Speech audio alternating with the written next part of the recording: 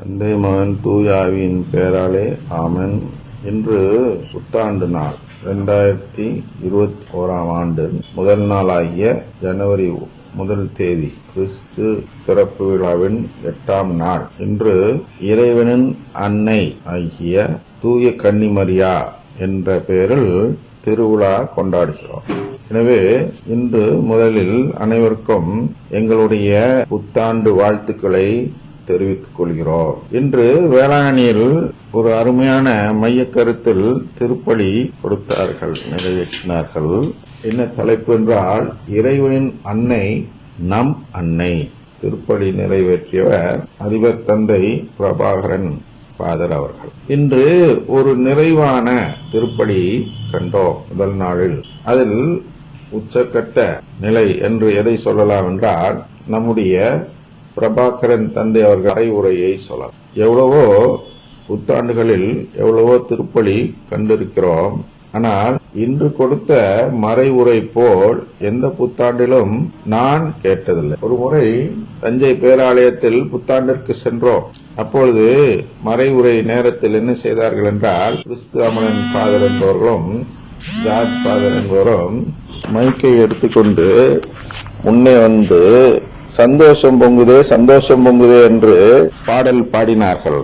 எனவே அந்த புத்தாண்டு ஒரு கருப்பு ஆண்டாக மாறியது. எடுத்த உடனேயே இந்த நம்பிக்கையற்ற நிலையில் திருப்பலி காணும் முறையை அவர்கள் அன்று செய்தார்கள். அவர்கள் அன்னை மரியாளை தங்களுடைய அன்னையாக பார்க்காதவர்கள். அவர்கள் சந்தோஷம் பெறுவதற்காக திருப்பலியில் இருப்பவர்கள் என்பது அவர்களுடைய அந்த செயலில் இருந்து வெளிப்பட்டது. அவர்களுடைய அந்த நம்பிக்கையை அங்கிருந்த மக்களுக்கு பரப்பினார். சந்தோஷம் பெறுவது மட்டும்தான் ஒரு புத்தாண்டின் நோக்கம் என்பது போன்ற ஒரு செய்தியை அந்த பாடல்கள் பாடி அந்த ஜெப கூட்டத்தை நடத்தி, பெந்தகோஸ்து கூட்டத்தை நடத்தி முடித்ததன் விளைவு. அப்படியே தத்ரூபமாக ஒரு பெந்தகோஸ்து சபைக்கு சென்றால் எப்படி அந்த பாஸ்டர் கையில் அந்த மைக்கை வைத்துக் கொண்டு இப்படி நடந்து கொண்டே பேசுவாரோ, அது போன்ற பாணியில் அதே போன்ற ஒரு ஜெப கூட்டத்தை நடத்தினார்கள்.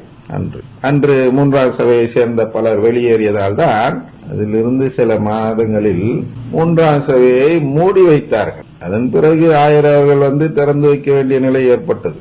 அதெல்லாம் ஒரு துர்மாரித்தனமான ஒரு புத்தாண்டு திருவிழாவாக அன்று இருந்தது. அன்னை மரியாளை நம்முடைய அன்னையாக பார்க்காத நாள்கள் அனைத்தும் துர்நாட்கள், கருப்பு நாள், கருப்பு ஆண்டு. அதுபோன்று ஒரு கருப்பு ஆண்டை உருவாக்கியவர்கள் இன்றும் அதை தான் செய்திருப்பார்கள். அவர்கள் இருக்கக்கூடிய பங்கில் இன்று இங்கே இதில் இல்லை பேராலயத்தில். ஆனால் அவர்கள் இருக்கக்கூடிய பங்கில் அவர்கள் ஆற்றிய மறைவுரையில் இந்த பெந்தகோஸ்து சாயல் தான் இருந்திருக்கும். வளமை நற்செய்தி, நம்முடைய பாணியில் சொல்ல வேண்டும் என்றால், அவர்களெல்லாம் வளமை நற்செய்தியை நம்பி வாழக்கூடிய குருக்கள். சந்தோஷம் எதிர்பார்ப்பது வளமை எதிர்பார்ப்பதுதான். வளமை இருந்தால் சந்தோஷம் இருக்கும். அதான் அவர்களுடைய செய்தி. எனவே இந்த ஆண்டு முழுவதும் உங்களுக்கு வளமை கிடைக்க வேண்டும் என்று அவர்கள் அன்று செய்தி கொடுத்தார்கள். இது போன்றுதான் அனைத்து ஃபாதர்களும். இவர்கள் துர்மாதிரித்தனமான ஃபாதர்கள். மற்ற ஃபாதர்கள் எல்லாம் வளமையை மையமாக வைத்து மறைவுரை கொடுப்பார்கள். அது துர்மாதிரித்தனம் என்று சொல்ல முடியாது, அவர்களுடைய நம்பிக்கையின்மை என்று சொல்லலாம். நம்பிக்கையின்மையில் தான் அனைத்து ஃபாதர்களும் இதுவரை மறைவுரை கொடுத்து, புத்தாண்டின் மறைவுரை கொடுத்து பார்த்திருக்கிறோம். உங்களுக்கு இந்த ஆண்டு நன்றாக இருக்க வேண்டும், அது பெற வேண்டும், இது பெற வேண்டும் என்று அந்த பாணியில் மறைவுரை கொடுப்பார்கள். இன்று பிரபாகரன் தந்தை அவர்கள் மறைவுரை வைத்தார்கள். நீங்களும் பாருங்கள். அது எப்படிப்பட்டது என்றால், முழுக்க முழுக்க கடைசி ஒரு வசனத்தை தவிர முழுக்க அந்த கடைசி வசனம் கூட தவறானதில்லை, வளமையை நோக்கியதல்ல, அன்பின் பகிர்வதை நோக்கியதுதான். ஆனால் அதையும் நாம் 100% என்று சொல்லிவிடலாம். எனவே முழுக்க அன்னை மரியாள் நம்முடைய தாய் என்ற மைய கருத்தை பிடித்து கொண்டு ஒரு மறைவுரை கொடுக்கும் பொழுது, அந்த திருப்பலி கண்ட பொழுது நாம் வேளாணியில் திருப்பலி கண்ட, அதாவது மாதாவின் ஒரு புனித தலத்திற்கு சென்று திருப்பலி கண்ட ஒரு நிறைவை இன்று பார்த்தோம். எனவே நம்முடைய அதிபர் தந்தை அவர்களுக்கும்